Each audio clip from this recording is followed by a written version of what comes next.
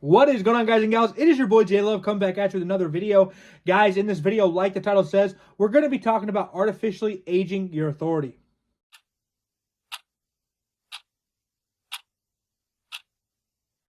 Guys and gals, thank you so much for being a part of this video. Thank you for being part of this channel. My name is Jason Love, co-owner of Flash Flow Logistics LLC. We are a hotshot and semi-trucking company out of Missouri. We started back in October of 2020 with one non-CDL hotshot setup. Today, currently, we have 4 full-size CDL hotshot setups leased on the company and 2 semi-trucks that are owned by the company. Over the last 3 years, I've made a lot of videos talking about kind of our do's and our don'ts, what we've gone through, the issues we've had, the good things that have happened. So if you're interested in that or you want to start a trucking company, I believe this to be the channel for you. Go down and subscribe, give a like to this video. It really means a lot. Back to this video, guys. Like the title says, we're going to be talking about artificially aging your authority. And what I mean by this is having an active MC number that you basically aren't using. You're not on the road, actively moving freight. You might be working your normal job, but you are aging your MC number so that when you do get on the road, your company looks older than it might actually be, right? Because you're artificially aging your authority, right? You're aging your authority without actually hauling anything. Now, I think this isn't a terrible idea, especially with a lot of how the brokers are nowadays with their requirements and requiring older authorities to be able to even give a load to somebody. I think, that's really going to help in that section. And it's not a terrible idea to get to the point where you can have more affordable insurance faster. Obviously, a lot of insurance companies aren't going to use you when you're right out of the gate, right? Mostly if you're a brand new entity, you're going to go with like Berkshire Hathaway or Progressive. I mean, you're going to be paying a lot of money to have, a brand new authority and be doing OTR trucking. Now, after you hit 2 years, for example, and you have a good record, the market's going to open up a lot more to you, and you're going to find better companies that are going to give you better rates. And it's just going to be better in general, right? So getting to that 2-year mark as fast as possible, obviously it takes 2 years regardless, is kind of what people want to do, right? They want to get to the 2-year mark without having any accidents or having good inspections. They want to get to that point, right? So this is where kind of artificially aging your authority comes into play. Now, one issue that we're going to run into, or kind of you're going to run into if you're starting a brand new company, is brokers' willingness to use brand new entities. Now, it used to be when we first started our company, it took about 90 days, right? If your authority was past 90 days, most companies would use you. There might be a couple that have extended, to 6 months or 1 year, but mostly 90 days. And after we got past our 90 days, we really didn't deal with it that much. It wasn't much of an issue. But now, today, 2024, you see a lot of companies that require 6 months. You see a lot of companies that require 1 year. I know Landstar, for example, I don't think they're even allowing new companies to get set up right now. And a lot of this is because of fraud. There's a lot of companies double brokering loads. There's a lot of scam brokers out there, or scam haulers. There's scam brokers that steal company info, get set up with a brokerage, take the load, rebook the load with another truck, and then they get paid from the original broker and they never pay anybody, right? This is happening a lot. There's also a lot of issues with unprofessionalism on the driver side of things, on the trucking company side of things, not going to pick loads up, not dropping loads off, damaging loads, all of that things, right? Because I feel like to find the information you need to open a trucking company is available to anybody, right? Which I believe to be a good thing. But when it is available to anybody and you have all these companies that are willing to help you get your authority numbers and do this for you and do that for you, anybody who has money can open a trucking company, right? Even if they're not really trying to do it right, or if they're just kind of just in it and for a cash grab, and trying to make good money quick, they realize they can't, and then they go off the rails, right? So all of that put into one box is kind of creating these brokers, or forcing these brokers to create more restrictions to kind of save face and not get their customers mad at them. And it kind of hurts us on the back end, right? Because these new companies that are trying to do it right, they're not going to be able to work for these brokers because of the restrictions that are put into place. So because of these 2 issues you're probably going to run into when you start your authority, it may be beneficial to artificially age your authority for some time before you get on the road. Now, the biggest thing that's going to be an issue when you're getting your MC and DOT numbers is going to be insurance. We talked about it. It's probably going to be really expensive because you are brand new.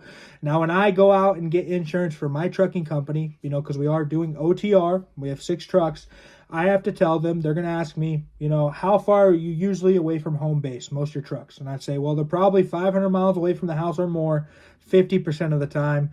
I'd say 40% of the time they're within 250 to 500 miles, and then 10% of the time they're within 200 miles.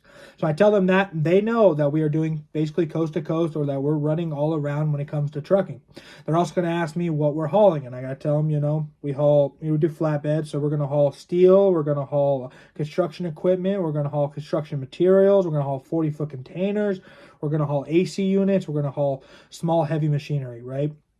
So within that, and general freight. So within that, they're basically going to have a really good picture of all the things that are going to be on that truck, and that cargo policy is going to have to cover, right? So I'm going to be very upfront with them and let them know everything, because I don't want to ever run into an issue where like we get in a wreck or something happens and they're going to be like, well, you didn't tell us you ran to this state, and you didn't, what kind of cargo was on that trailer? You didn't tell us about that cargo. I don't want those issues to occur, right? So I'm very upfront about what we're hauling, right? So when you're going to go and get your insurance so that you can artificially inflate or artificially age your authority, you're going to be upfront with them, right? You're not going to tell them what I'm telling them, because that's not what you're doing, right?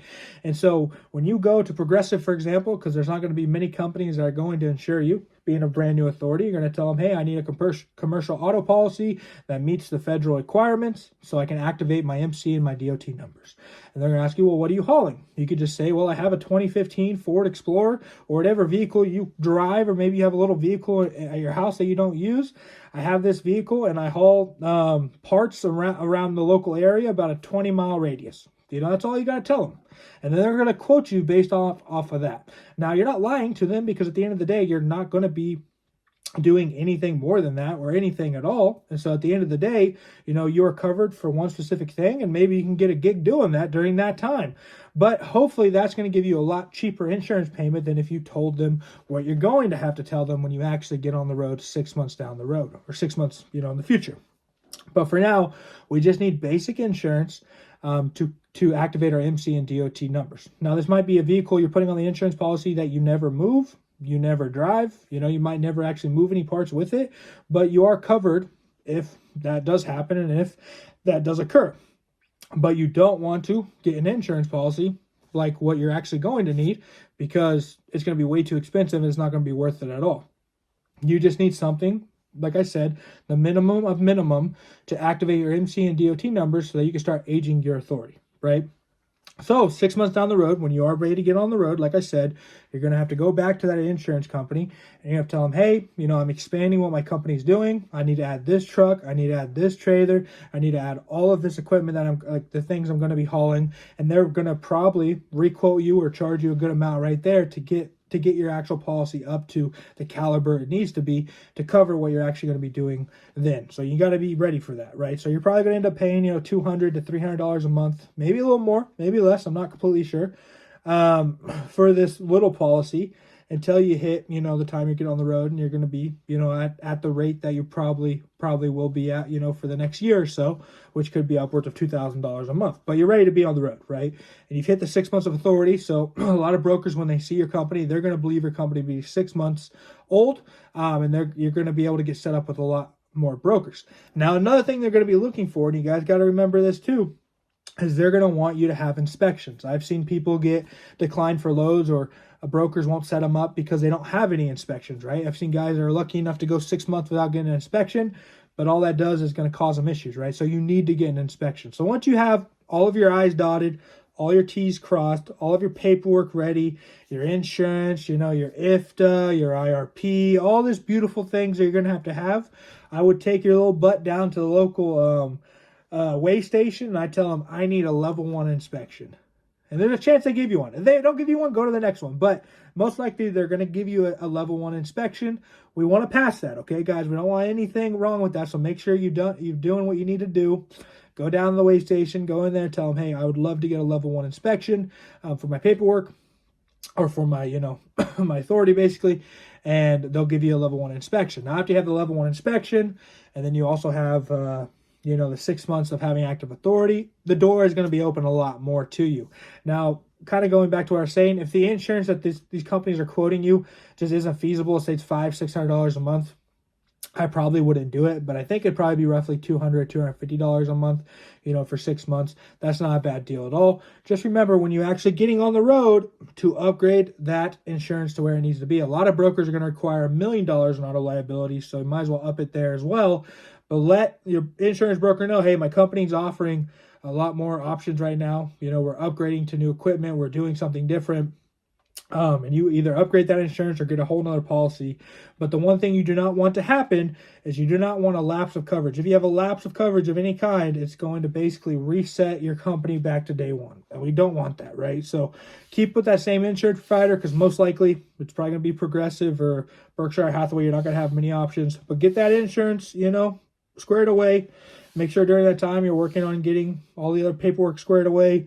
You're buying your equipment and do whatever you need to do. And then when you are ready to be on the road, you upgrade that insurance to where it needs to be, and you should be good to go. Go get that inspection, and you'd be looking like a company that's been on the road hard for 6 months straight. But thank you guys so much for being a part of this video. Thank you for being part of this channel. I hope this could help out the person that it needs to help out. I just love making these videos and being here for you guys. So I hope you all have a great day.